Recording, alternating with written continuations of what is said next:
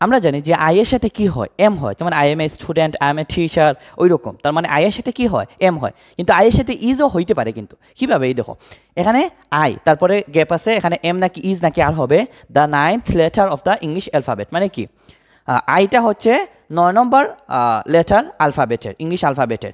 তার মানে এই আই মানে কি, এটা মানে কি আমি, না এটা আমি না, কিন্তু এটা আই লেটারের কথা বলতেছে। কিসের কথা, আই লেটার। তার মানে এখানে কি হবে, এম হবে না, এখানে কি হবে, ইজ হবে।